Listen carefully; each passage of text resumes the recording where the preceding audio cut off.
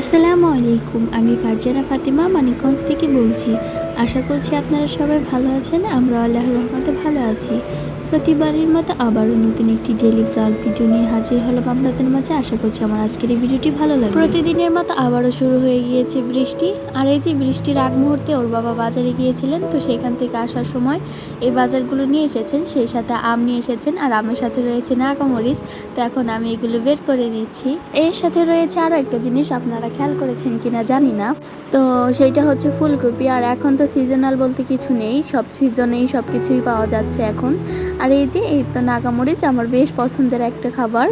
আর এই নাগামরিচের গ্রান আমার কাছে খুবই ভালো লাগে। আর এই যে আম, দেখতে আমগুলো সুন্দর হলেও খেতে কিন্তু টক স্বাদের ছিল। আর এই যে এটা হচ্ছে কিছু মানুষের থেকে দেখতে খুবই সুন্দর কিন্তু ভিতরে টক। যাই হোক, এইসব মানুষকে না জেনে বুঝে আমরা অনেক সময় অনেক বেশি মূল্যায়ন করে থাকি।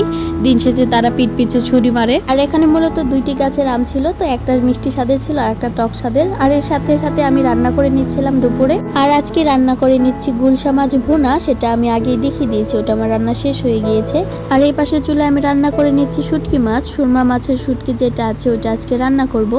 তো এদিকে আমি পেঁয়াজ মরিচ সব মশলা কষিয়ে নিচ্ছি। আর এই যে এটাকে আমি কুচি করে কেটে নিয়েছি, এরপর সেদ্ধ করে নিয়েছি গরম পানি দিয়ে, ভালো মতো ধুয়ে দিয়েছি।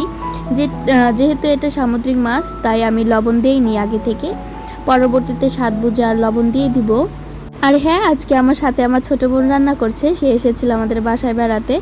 যারা ভিডিওটি দেখতে দেখতে এ পর্যন্ত চলে এসেছেন কিন্তু লাইক করতে ভুলে গিয়েছেন, তাদেরকে বলছি প্লিজ দয়া করে একটি লাইক দিয়ে দিন। আর যারা অলরেডি এই কাজটি করে রেখেছেন তাদের সবাইকে অসংখ্য ধন্যবাদ।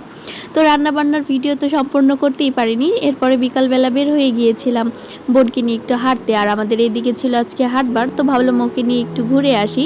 আর বের হয়েছিলাম মূলত ফুচকা খাওয়ার উদ্দেশ্যে। তো এমনিতে দেখা যায় খাওয়া হয় না, একা একা আর খেতে ভালো লাগে না। তো এইখানে আবার খুব ভালো ফুচকা ঝালমুড়ি পাওয়া যায়।